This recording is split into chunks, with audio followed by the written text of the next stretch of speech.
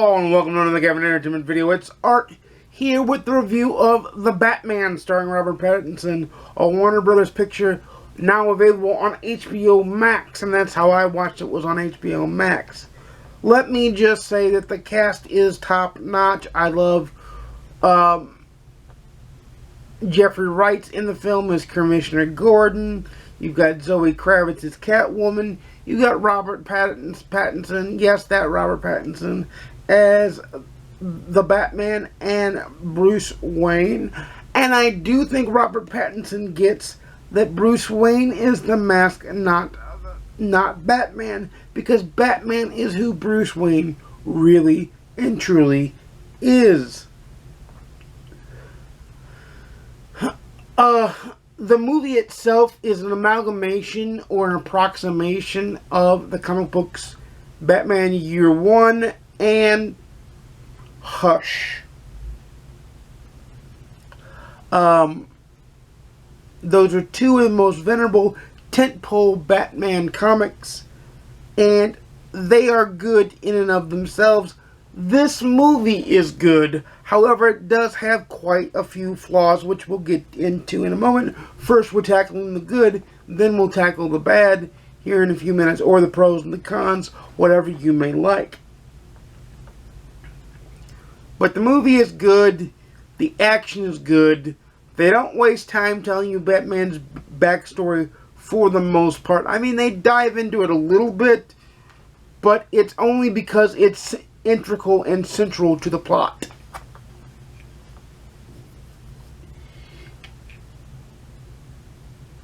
We get to see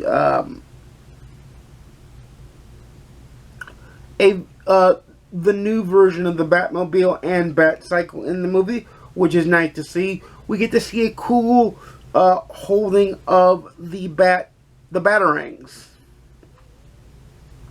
which I like and very much enjoyed seeing. It was a very, very cool take on the character and the youthness of the character. Because remember, in Year One and in Hush, he's very youthful. He's not the grizzled, aged veteran that we see. He's in his younger 20s in this instance. And they play it as such, and they play it well.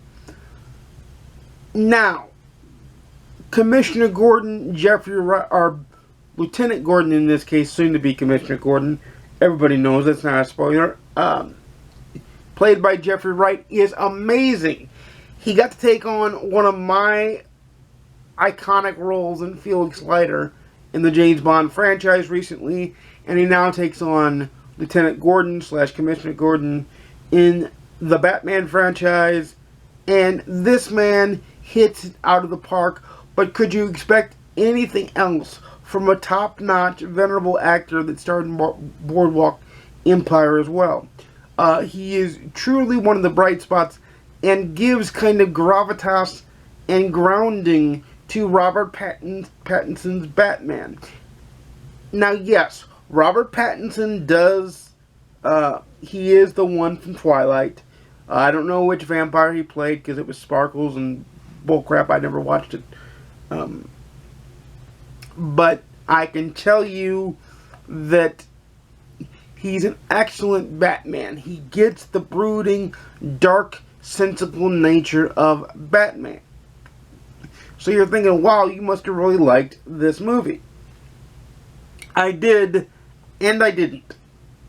There are quite a few flaws with the movie as well. Cinematically, the movie is too dark. And the reason I say, okay, you're saying Batman is dark. Of course Batman's dark, it's Batman. Yes, I know. But I mean visually dark to where you can't see what's going on the screen. And that, while thematically may hit the point, also hinders your audience from watching the action that you filmed, which in and of itself is terrible in my opinion.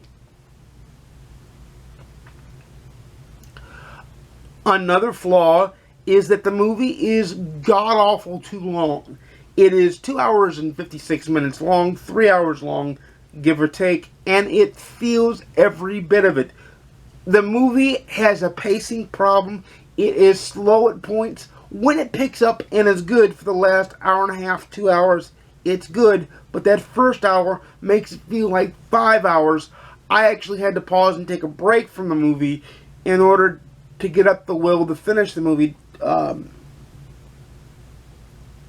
It's just far too long for what it needed to be. Far too long, far too dark. Another thing I didn't like about the movie is that Robert Pattinson's portrayal of Bruce Wayne kind of looked like a vampiric Bruce Wayne. He also wasn't...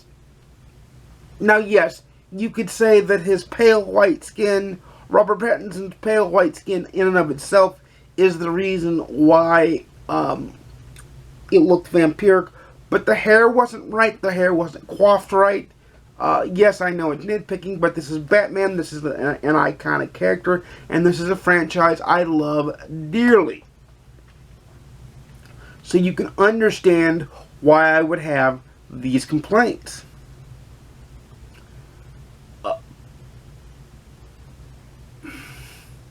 I do think Zoe Kravitz did a wonderful job as Catwoman, and the sexual tension there that was supposed to be there is there. But Batman's sense of justice is also there. His brooding and foreboding in Year One and Hush are there until he realizes what he must become, what he has to become. And that is hope and justice, as we all well know. But was the movie good, and should you watch it, is the major reason you're here. Yes, the movie was good. Should you watch it? Yes. But I would recommend watching it on HBO Max and not in the theater. That's so that you can pause it and come back to it when you feel like it. Because I don't think anybody's going to have a solid 3 hours nowadays to sit down and dedicate to this film. It's good, but it's dark. It's foreboding. I don't really like dark films because dark films, not thematically dark. Thematically dark I'm fine with. But visually dark, when I can't see what's going on, we got a problem. Like, I want to watch the film, not have to assume what's going on. If that makes sense. But in my opinion, it is still a good film. So that's why I'm going to give it 7 popcorns out of 10. Those are all my thoughts on it. The good, the bad, and everything in between.